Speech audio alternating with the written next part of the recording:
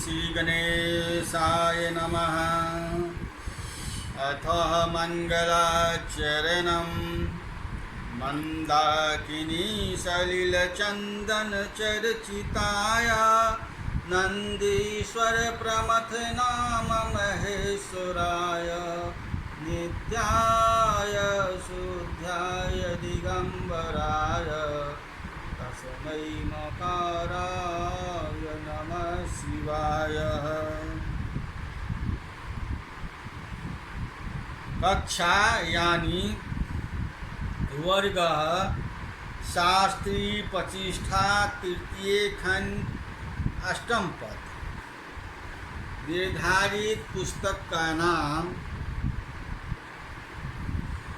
प्रतिष्ठा अष्टम पद में कालिदास रचित मेघदूत यानी उत्तर मेघ विश्वविद्यालय द्वारा 40 अंक की निर्धारित की गई है। इस पुस्तक से आलोचनात्मक प्रश्न 20 अंक का एक प्रश्न पूछे जाते हैं तथा व्याख्या 10 अंक का एक प्रश्न पूछे जाते हैं। अर्थ एवं हिंदी अनुवाद 5-5 अंक के 2 प्रश्न पूछे जाते हैं। आलोचनात्मक प्रश्न हम आगे के व्याख्यान में कहेंगे। 1-2 दिन में व्याख्या और श्लोक पद अनुवाद समाप्त हो जाएगा।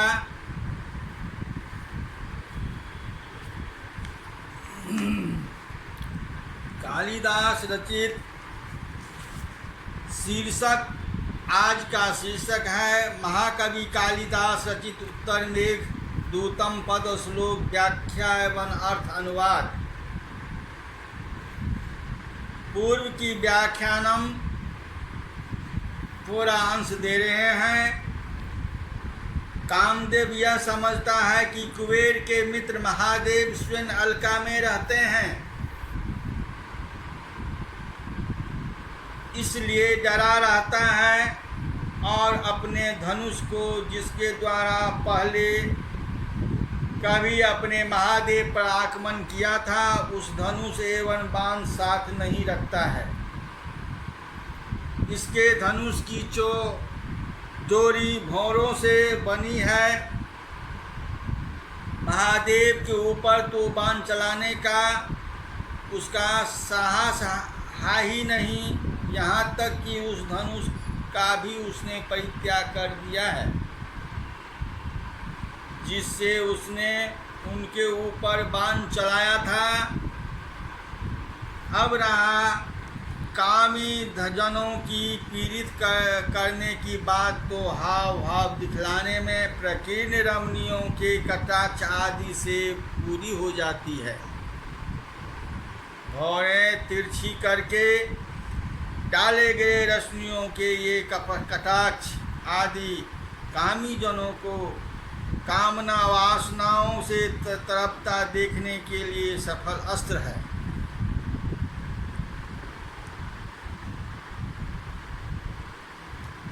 महाकवि कालिदास मेघदूत पद श्लोक व्याख्या एवं अर्थ अनुवाद के बारे में आज जानकारी प्राप्त करेंगे। कहते हैं, हे मेघ,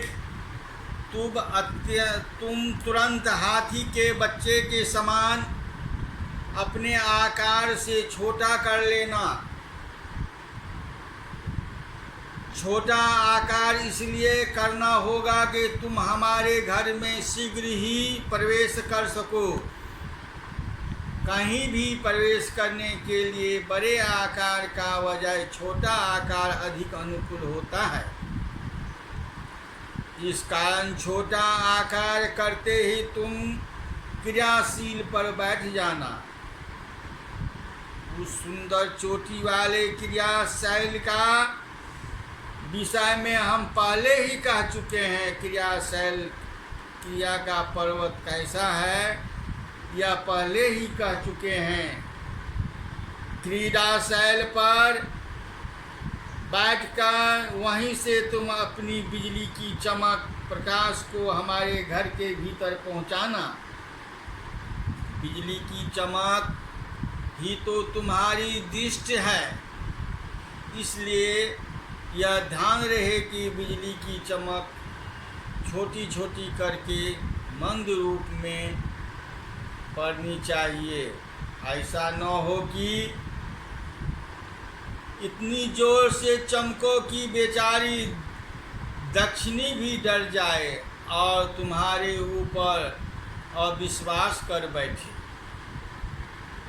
किसी के घर में आपाततः किसी की निगाह भले पड़ जाए, किंतु निरंतर घोर दृष्टि से देखते रहना यहाँ तक उचित होगा। विशेष उस घर में जहाँ प्रिय वियुक्ता होकर डूबती सुंदरी एकाकी रह रही हो। इस प्रकार क्रियाशील जैसे रमणीय एवं उच्च स्थान से तुम अपने प्रकाश की चंपक रूपी दृष्टि से हमारी प्रिया को देख सकोगे।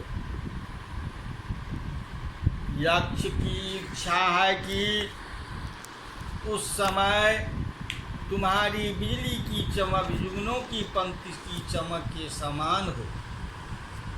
गत्वा सद्य कलभत्तनुतां शीघ्र संपात हेतु क्रीडाशैले प्रथम कथिते रम्यसानो विस्सनः आहर्यस्यान्तर्भवं प्रतीतां कर्तुम् अल्पातभासं खद्योतालीविलसितनिभां विद्धूदन में दृष्ट्यं गत्वा सद्यः कमलातां तनुतां शीघ्रः संपाता हेतु क्रीडाशैले प्रथमा कथिते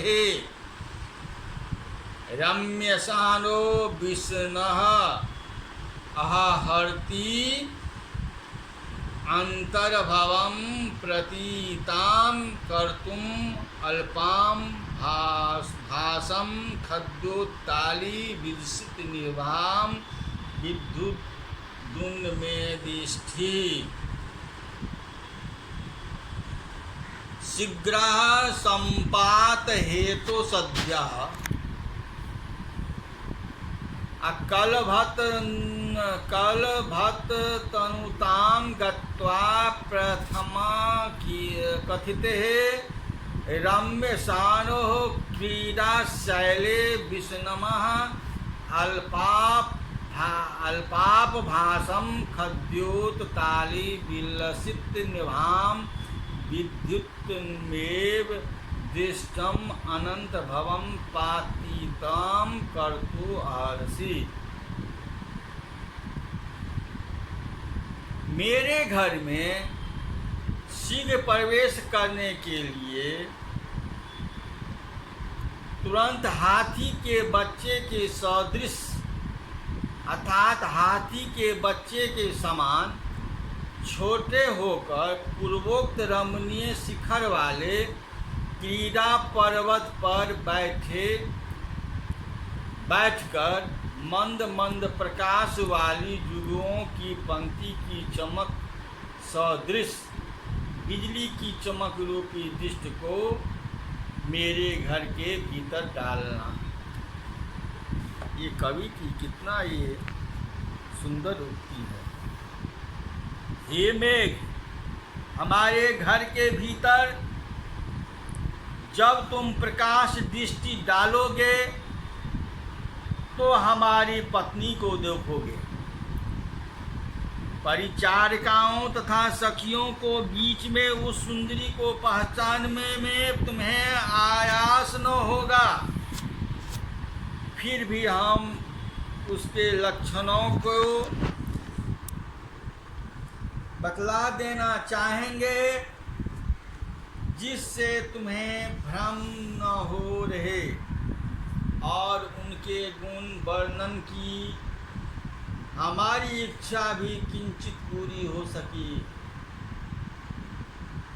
हमारी पत्नी का शरीर दुबला पतला है, अर्थात स्थूलकाय नहीं है, छरहरे शरीर की है, युवती है, दांत नकूले हैं, निचला ओंठ पके बिंब के फल के समान लाल है, कमल पतली है, नेत्र ऐसे चंचल और सुंदर हैं जैसे डरी हुई हिरनी के हो, नाभि गहरी है, अनितंबों के गौरव से के कारण गति मंद है, कोचों के भार के कारण कुछ झुकी तथा स्त्री जाति में वह मानो ब्रह्मा की सर्वोत्कृष्ट रचना है, अर्थात जगत की समस्त स्त्रियों में ब्रह्मा ने उसे ही सबसे अधिक गुणवती बनाया है। तन्वी श्यामा शिखरी दशानां पक्वबिंबाधरो सठी मध्ये क्षमा चकितहारिणी प्रेक्षणा निम्नाभिः श्रोणी भारादलसद्गमनः अस्तोकनम्रास्तनाभ्यां या तत्र म्यादुवती विषये शिष्टिराद्वेव धातुः।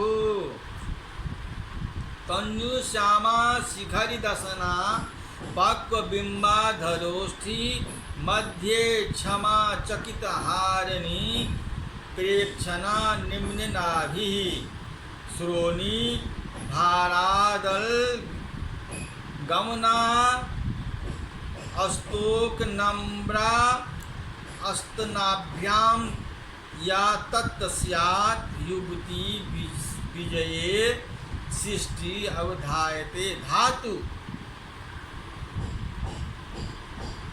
तत् या तन्वीश्यामा शिखरि दशान पक्वबिंबाधरोष्ठि मध्ये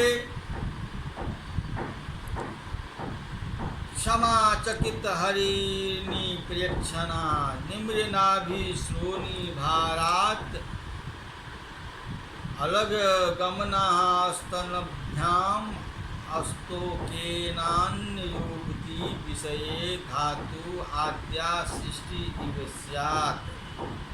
तत्र मतलब वहाँ, या मतलब जो स्त्री, तन्वी अर्थात पतली, श्यामा युवती, शिखरि दशना अर्थात नकुली दांत वाली, पक्वबिंबाधरोष्ठी अर्थात पक्के बिंब के समान लाल ओंठ वाली, मध्य क्षमा कटी में छीन अर्थात पतली कमर वाली, चकित हारिणी प्रेक्षणा अर्थात भीति हारिणी के समान नेत्रों वाली, निम्न नाभि गहरी नाभि वाले, श्रोणी भारात नितंबों के गौरव वजन के कारण, अलसबगमना अर्थात मंद गति वाली, स्तनाभ्याम स्तनों से स्तनों के भार से, अस्तोक नंग्रा कुछ झुकी हुई, युवती विषय युवती के विषय में स्त्रियों के बीच धातु अर्थात ब्रह्मा की आद्या पहली सृष्टि रचना इन के समान स्यात् हो, उसे मेरा दूसरा प्राण प्रिय समझना। यहाँ घर में जो स्त्री पतली युवती नकुली दांते वाली, पक्के बिंब के सदृश निचले ओठ वाली, अकृष कटी हरी हिरनी के सदृश नेत्रों वाली, गहरी नाभों वाली, नितंबों के बोझ के कारण मंद गति, स्तनों के भार के कारण कुछ झुकी, युवतियों के बीच ब्रह्मा की पहली सर्वोत्कृष्ट कीर्ति के सदृश हो, उसे मेरा दूसरा प्राण अर्थात पत्नी समझना। अग्रिम श्लोक से अवंतित है। मंद गृहे सखी संख्यं संहिता पूर्वोक्ताम मदीनां प्रियाम कथम या सती मेघा इति तन्वादिक चिन्हानु दिशा यक्ष तन्व इत्यादि श्लोकेन तत्र कहे यक्ष भवना इत्यर्थः। या स्त्री तन्नी कुशाग्री श्यामा युवती शिखरी दशानां कोटिक द्विजां पक्व बिंबाभ्यस्त्रोति।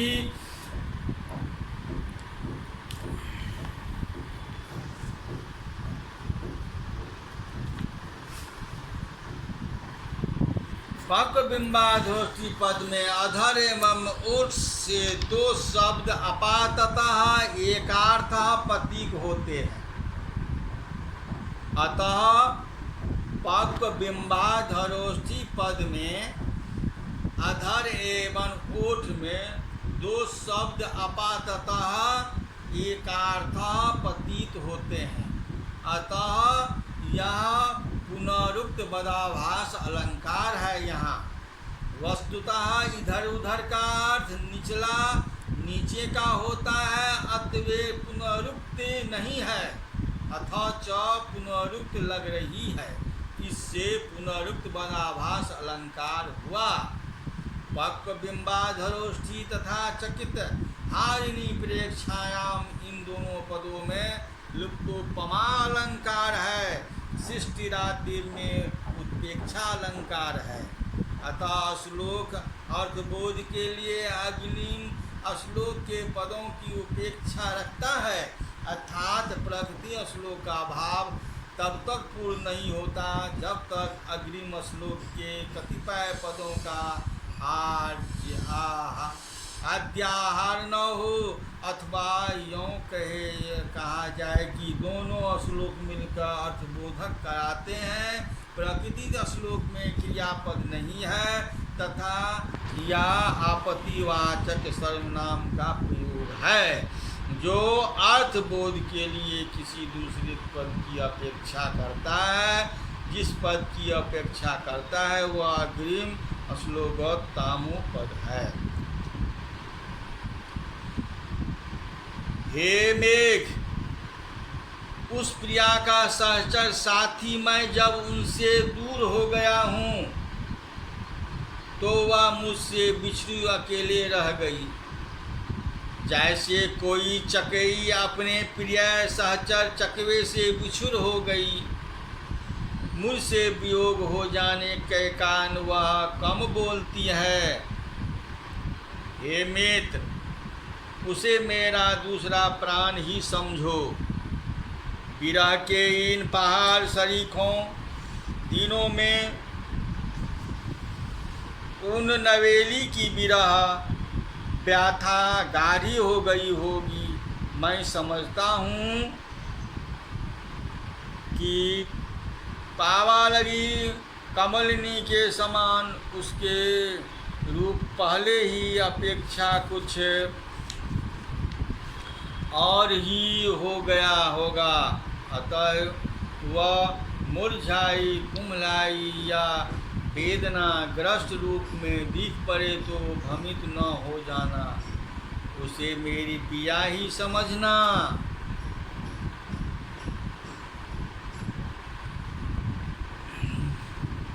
सहचरे मयि दूरीभूते चक्रवाक्रीमं इव एकां परिमित कथां तां मे द्वितीयं जानीयाः गाढोदकाष्ठं बलाम् एकु गुरुषु दिवसेषु गच्छत्सु शिशिरमथितां पद्मिनीं वाह अन्यरूपां जातं मन्ये। सहचरे मई तुम साथी के, दूरी भूते दूर हो जाने पर, चक्रवाकियम इव चकई के सदृश, विदुरबुधनम एकाम अर्थात अकेली, परिमित कथाम श्रीमती बोलने वाली, ताम अर्थात उस यक्षिणी को, में मतलब मेरा, द्वितीर्थम दूसरा, जीवतम यथाद जीवन, जाननी था जानो, गाढ़ोत्कंठाम अर्थात विग्रह दुख वाली, बालाम अर्थात युवती को, एकु पुरुषेषु दिवसेषु गच्छतसु, इन दुख के कारण भारी दिनों के व्यतीत हो रहे होने पर, शिशिर मथता शीत से पीड़ित, पद्मिनी व कमलनी के सदृश, अन्य रूपाम पहले की अपेक्षा दूसरे रूप वाली, जाताम मध्य हुई मानता हूँ, समझता हूँ। अब इस श्लोक का हिंदी अनुवाद है, मुझे साथी के दूर हो जाने पर, चकई के सदृश अकेली थोड़ा बोलने वाली उस स्त्री को मेरा दूसरा प्राण समझना, तीव्र विग्रह के दुख से युक्त युक्ति को, विरह के कारण इन भारी कष्टदायक दिनों के प्रतीक होने पर, शीत से पीड़ित कमलनी के सदृश को पहले की अपेक्षा दूसरे रूप वाली समझता है।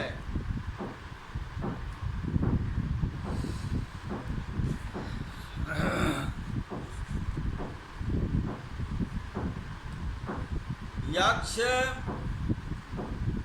अनुमान करता है कि विरह पीड़ा से उसकी प्रिया मुख की दशा निम्नलिखित रूप में हो गई होगी। कैसे हो गई होगी? अधिक रोने के कारण नेत्रों में सीजन आ गई होगी, जिनके ऐसा मुख चेहरा है। दूसरा के रूप में ये कवि कल्पना करते हैं, गर्म सांसों के कारण नीचे के ओठ का रंग बदल गया होगा, अर्थात फीका पड़ गया होगा। तीसरा अनुभव करते हैं, मुख को हाथ पर रखे होगी, रख कर कुछ सोच रही होगी। और चौथी तरह का अनुभव करते हैं, लंबे केशों के बिखरे रहने के कारण पूरा मुख नहीं दिखाई पड़ रहा होगा, अतएव वह मुख ऐसा कांतिहीन दैत्यान लग रहा होगा, जैसे तुम मेघ से ढक जाने पर चंद्रमा फीकी कांति वाली हो जाता है।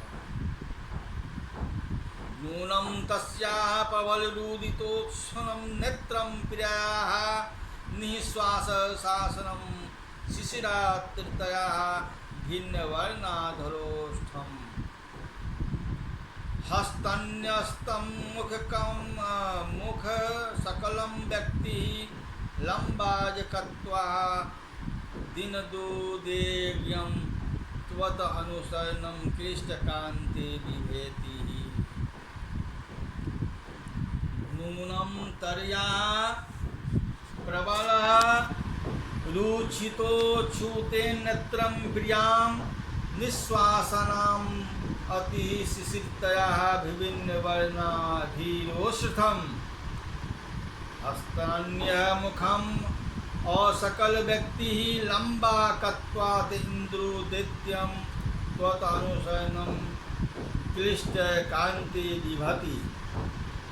अर्थात नूनं तस्या प्रियायाः प्रवल्लितोष्ठूनं नेत्रं निःश्वासाशासनम् अशिशिरतया भिन्नवर्णाधरोष्ठम् हस्तनस्तं लम्बात् हत्वात् असकल व्यक्ति मुखम त्वत् अनुसरणं क्लिष्टे कांते हिंदू दैत्यम विभति। अर्थात कहने का है, नूनम अनुमान है, संभावना है, तस्या प्रियायाः उस प्रिया यक्षिणी का, प्रबल रुदितोक्षुनेत्रम अधिक रोने के कारण, सीजे नेत्रों वाला, निश्वास शासनम अर्थात गर्भ निश्वासों लंबी सांसों के, और शिशिरतया गर्म होने के कारण, भिन्न वर्णाष्ठोष्ठम विकित वर्णन से युक्त निचले ओठ वाला, हस्तनस्तम हाथ पर रखा हुआ, लंबा कत्वात लंबे केस होने से, और सकल व्यक्ति पूरा न दिखाई पड़ने वाला, मुखम अर्थात मुख चेहरा, त्वद अनुसरणम क्लिष्ट कांते है, तुम्हारा पीछा करने के कारण फीकी स्वभाव वाले इंद्रों अर्थात चंद्रमा के, दैत्यम अर्थात दीनत्वम को अर्थात वर्ण भावों को, शोभाहीनता को, विभति ही धारण करता है। संभावना है कि उस प्रिया का अधिक रोने के कारण, सूजे हुए नेत्रों वाला, लंबी सांसों के गर्म होने के कारण, विकृत वर्ण से युक्त निचले ओठ वाला, हाथ का रखा हुआ, लंबे केस होने से पूरा न दिखाई पड़ने वाला, मुख तुम्हारा मेघ के द्वारा पीछे करने से फीकी स्वभाव वाले चंद्रमा की दीनता को धारण करता है।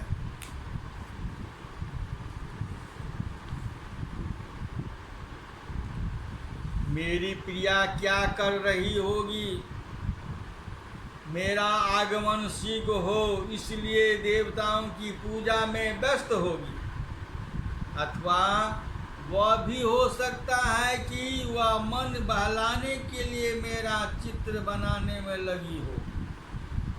वह मेरा जो चित्र बना रही होगी वह दुबले पतले आकार वाला होगा, क्योंकि उसने विरह के कारण मेरे दुर्बल होने पर अनुमान किया होगा, अथवा वह भी हो सकता है कि पिंजरे में बंद उस मीठे स्वर वाली मैना से पूछ रही होगी कि बता रसीले मैना, क्या तुझे स्वामी याद आते हैं, क्योंकि तुम्हें तो स्वामी प्यार करते हैं। हे मेघ, उक्त इन्हीं किन्हीं काजों में वस्त मेरी प्रिया तुरंत ही तुम्हारी नज़र में पड़ेगी। आलोकते ही निपतितः पुरासार बलि व्याकुलाः वाः अमत सादृश्यम विरहतनु वा भावगम्यम, कि तुम हाँ उसकी प्यारी है, इस तरह पूछती हुई तुम्हारी निगाह में तुरंत पड़ेगी।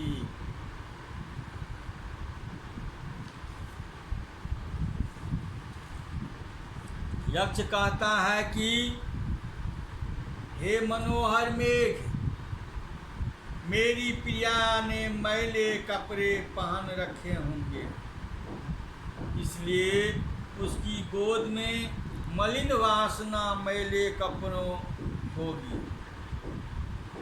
इसी मलिन वासना गोद में बीना को डालकर वह गीत गाने की इच्छा करती होगी, ताकि विरह का मारा हृदय कुछ हल्का हो जाए। चाहती होगी कि उस गीत में मेरे नाम का भी उच्चारण हो, परंतु मेरी याद आने के कारण उनकी आँखों से अश्रुधारा वह पड़ती होगी और बीना के ताल भींग जाते होंगे।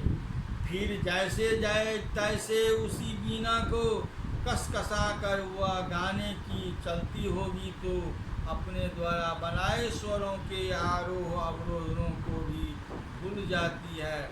मेरी कितनी अधिक दयनीय दशा होगी कि तुम मेरी प्रिया को इस रूप में देखोगे। समाप्त।